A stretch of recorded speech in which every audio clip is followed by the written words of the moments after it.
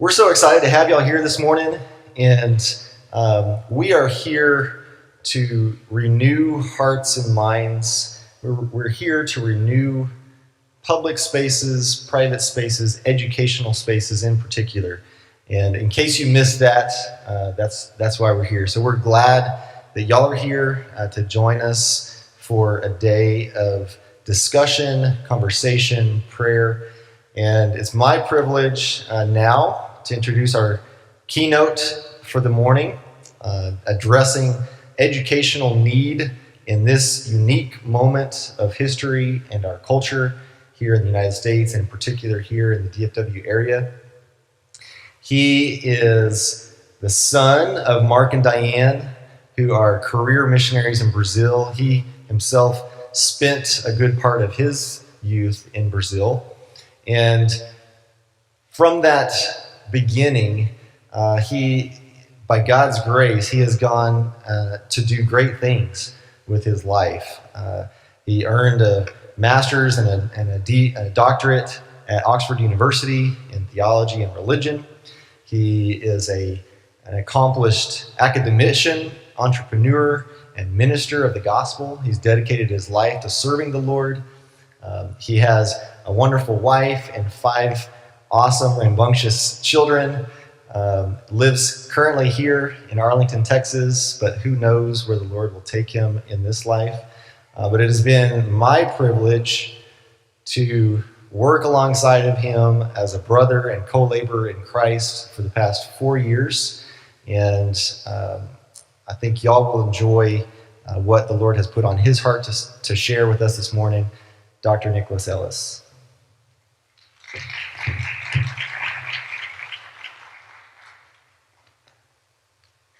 Well, good morning. It's great to be here. I'm going to sound really chipper to kind of get you guys, get your blood flowing. This morning, I want to take 3 short sessions to address our current state of higher education, where we've come from, session number 2, and then session number 3 to present a way forward for community-governed higher education for the community of faith. I want to start looking with you at Nehemiah. If you have your Bibles, you can turn. I'm going to read some text here.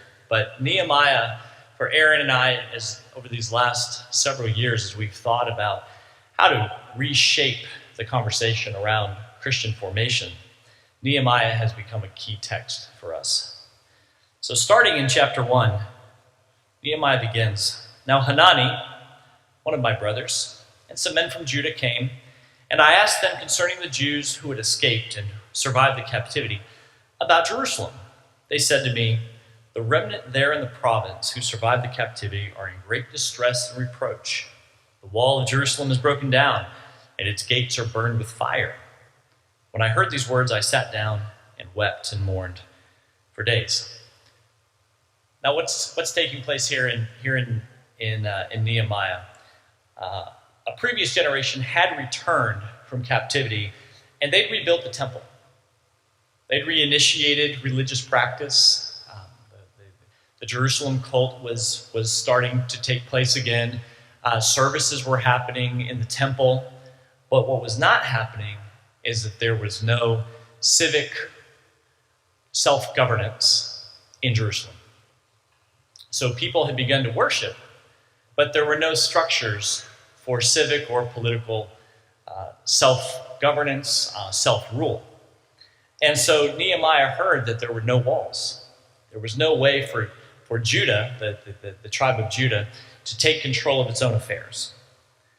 And the book of Nehemiah will begin to tell the story of how Judah began to reassert its self-governance as a people, as the people of God. Likewise, I think today, the problem with the church is one of self-governance, not in a political system. That's not what we're talking about here. We're not talking about partisan politics. We're talking about something more fundamental, the governance of the formation of our children. So today I will ask this question that will guide the conversation for this morning in a keynote, and then later in our afternoon sessions in our workshops. Who governs the formation of the next generation?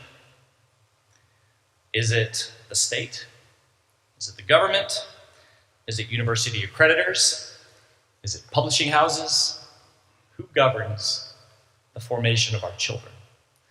And I will submit to you that first of all, it is the family within the community of faith that ultimately governs and is given the right and authority and responsibility to govern the formation of our children. So let's take a look at where we are now. And in fact, in Nehemiah, he shows up in Jerusalem, and the first thing that he has to do is he has to survey the damage, unfortunately.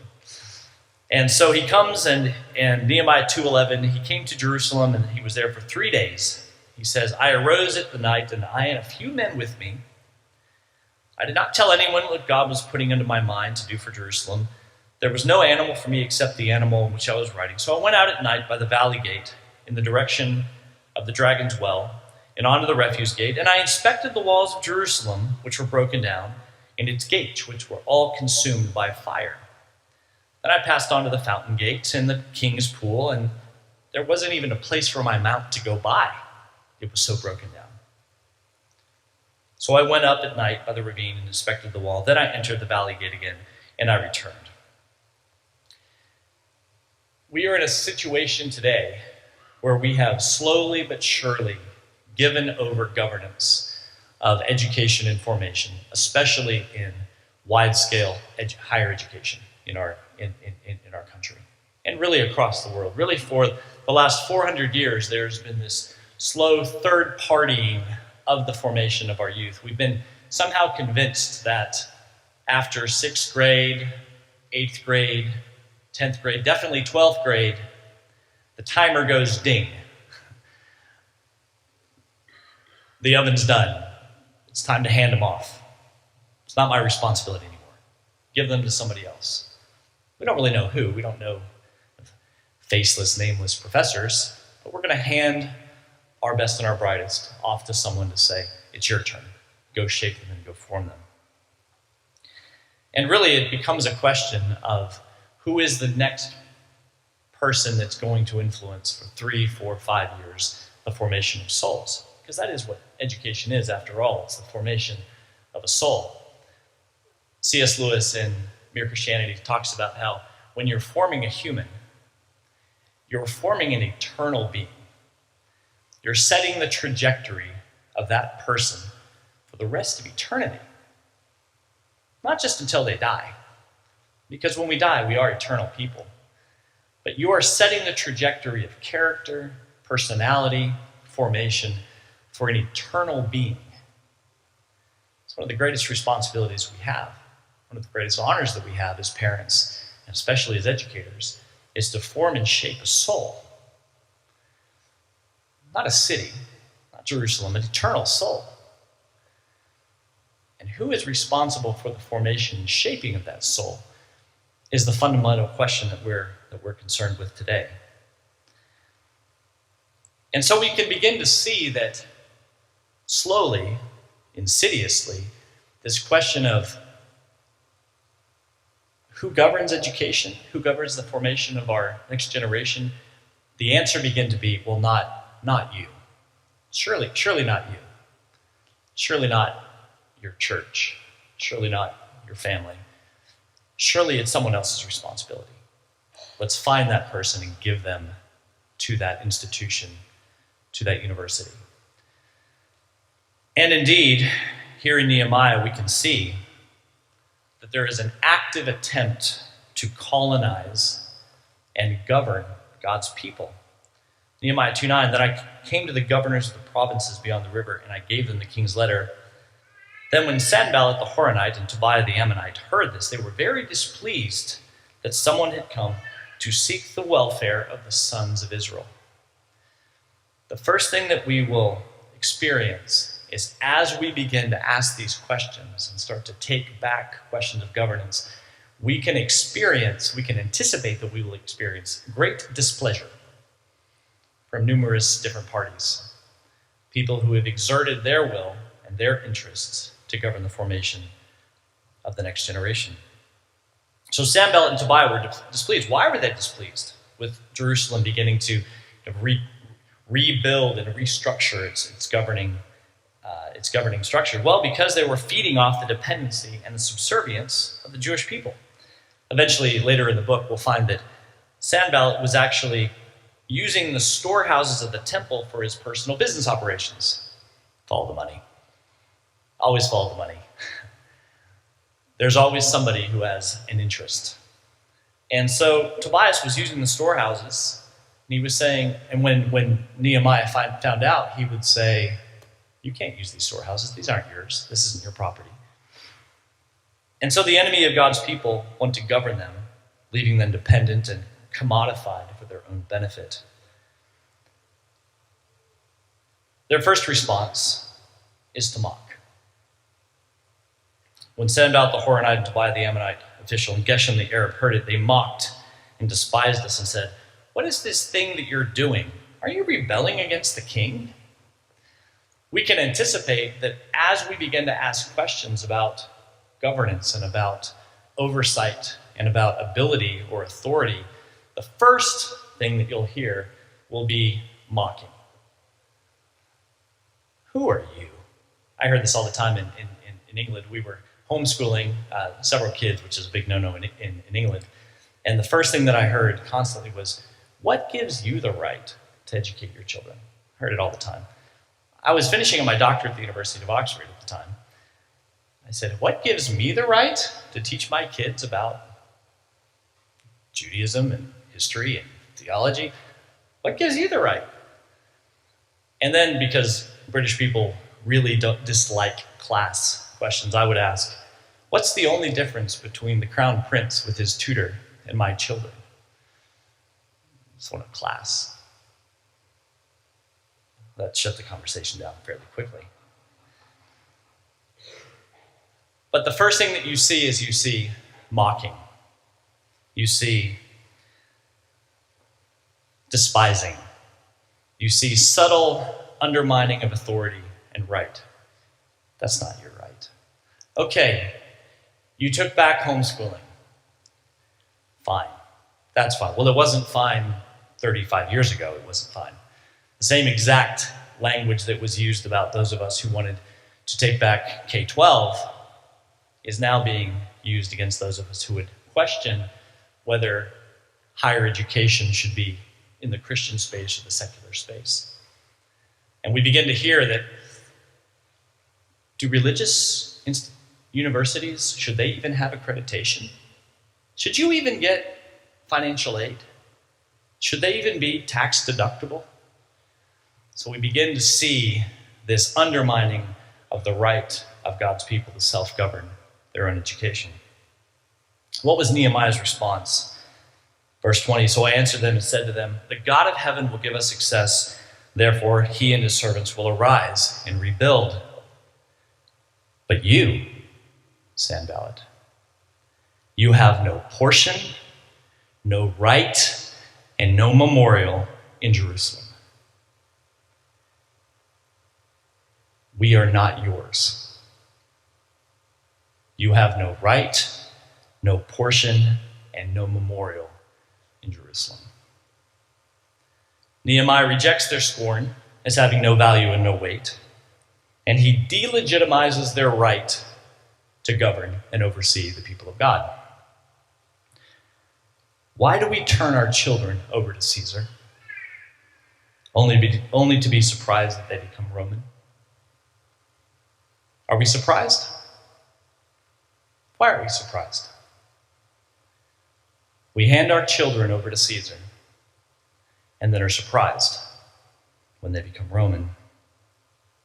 So there are a couple different ways that we see this colonization.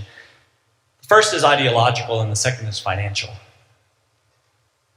Let's talk about ideological colonization. Really, for the past 400 years, there's been a battle for the reframing of reality, of identity, of worldview. The university that was once a place for the exchange of ideas has now increasingly, and almost exclusively for those of you who have been in university in the last several years, become hostile to the core ideas and worldview of the historic Christian community.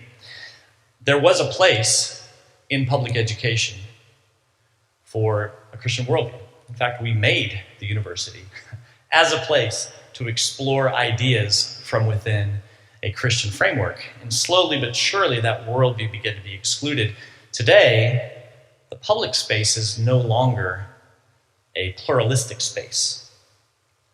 It's now a sectarian space. But instead of being Christian sectarian, it's become secular sectarian. There is no neutral. Secularization is a religious worldview with its own creeds, mottos, catechism, and worldview. There's not a neutral posture in how one views the world. Secularization stands against the biblical ideas of family, of community, and of the Church of God as the chartered center of formation for the nurturing, sustenance, and faithfulness of families and community. You see, the biblical worldview proclaims that education is primarily the responsibility of the family within the community of faith. And though we may delegate these responsibilities at times to others, we do not lose and cannot abdicate the oversight of this formation. This, of course, stands in antithetical relationship with the secular ideology. And why is the modern university so hostile towards a religious worldview? This principle of non-neutrality must be understood, and we must embrace it, for the secular state has become increasingly hostile to these most essential services, namely the development of the moral, intellectual, and spiritual imagination and formation of the child. Because if they can undermine the imagination, if they can undermine worldview, if they can undermine the way delight and beauty has been shaped and formed in the heart, then they can control other simple things like actions and taxes and other such mundane things. So at its core, secular education has abandoned the pursuit of what is true. It's rejected the notion that there even is a God.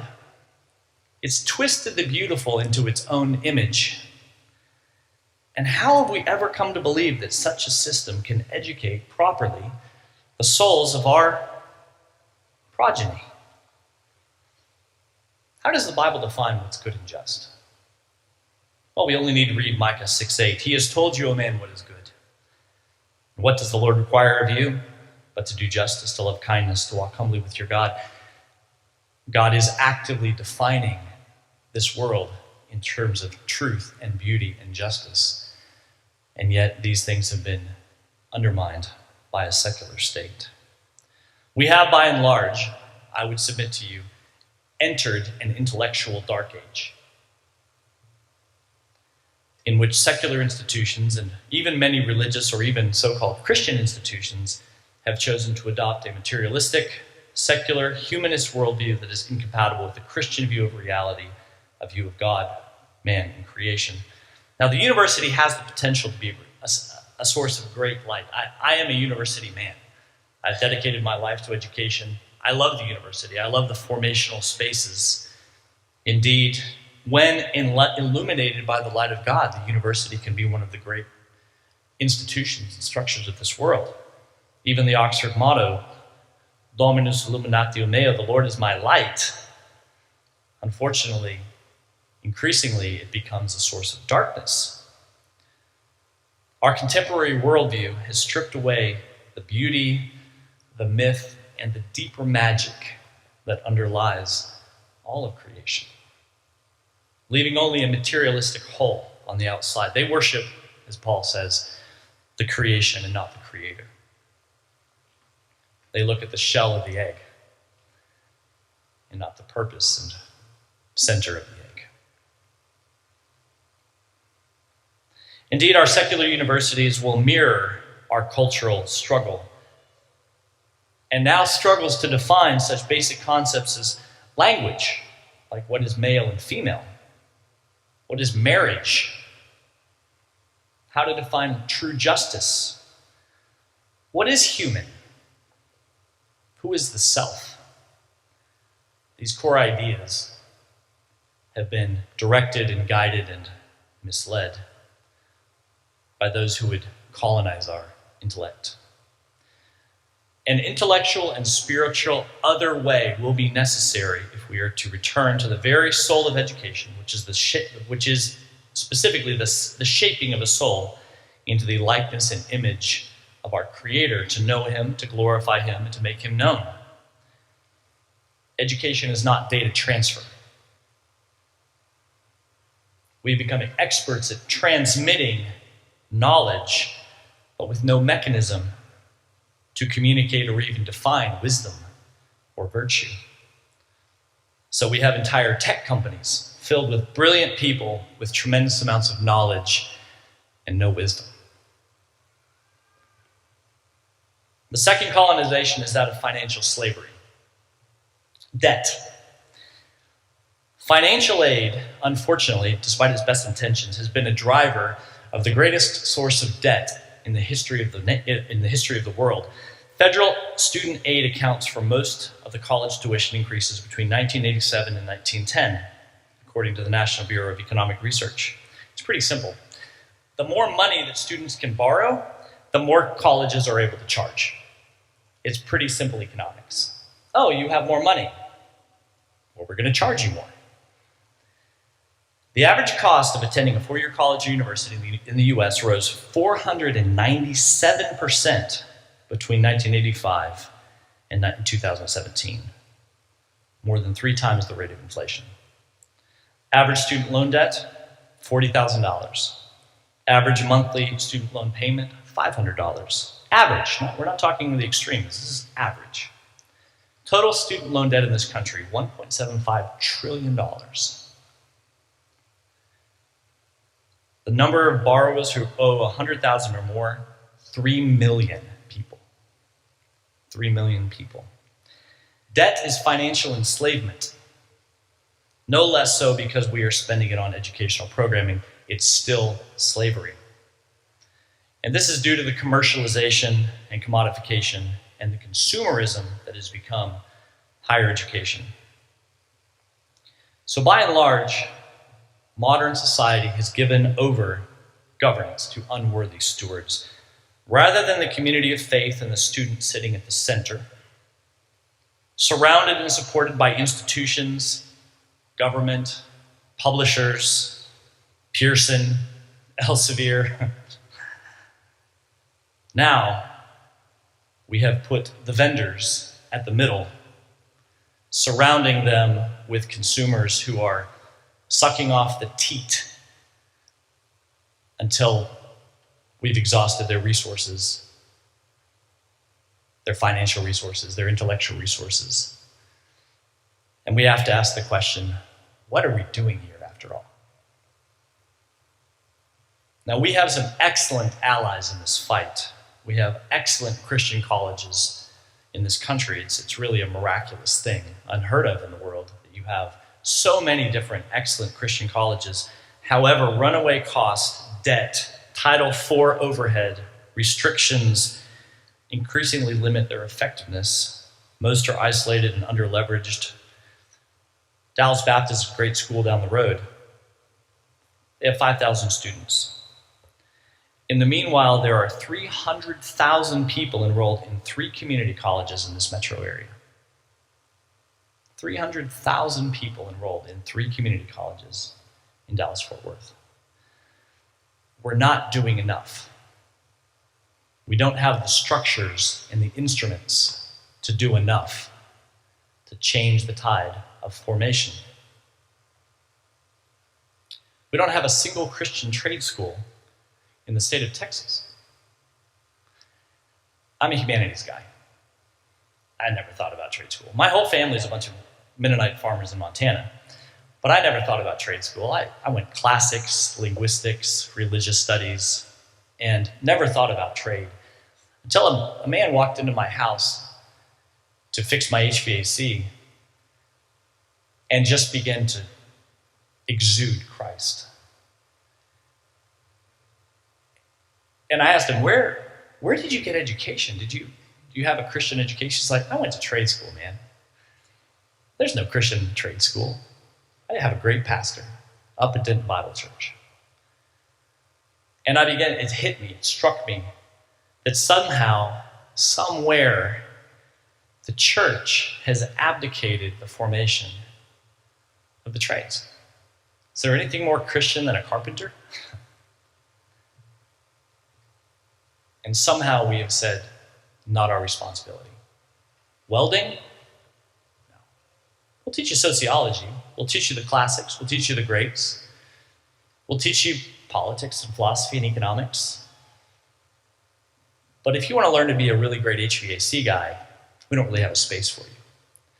That HVAC guy engages and shares Christ with more people on a weekly basis than I share in a year. And we have no instrument to speak into his life. The modern Christian university network does not have the wherewithal in themselves, despite honorable intentions, to substantially impact the broader culture. They are not going to be our salvation. A radical rethinking of Christian higher education is going to be necessary if we are going to provide a realistic alternative to the secular educational state. However, we must realize and recognize that much of the ideology that underlines the modern secular university is designed for maximum ideological and financial bondage. And friends, the worst problem of all is that among Christians, we're facing exactly the same problems. The same debt, the same promiscuity in college, the same drug abuse, the same ideological loss. There's very little difference if you look at the statistics between Christian and secular universities in terms of the experience and the outcomes. Private Christian university has become a luxury, not a birthright. We've abandoned the trades. I've never heard of a Christian community college. And so the final point is, where do we go from here? What's our response? We can ride around the rubble, survey the walls, take a long, hard look at where the situation is currently. Are we going to do anything about it? And over the next 2 sessions, I'm going to present a vision for a renewed governance of the future of our children and our society, and how together we can rebuild solutions for long-term, no-debt flourishing.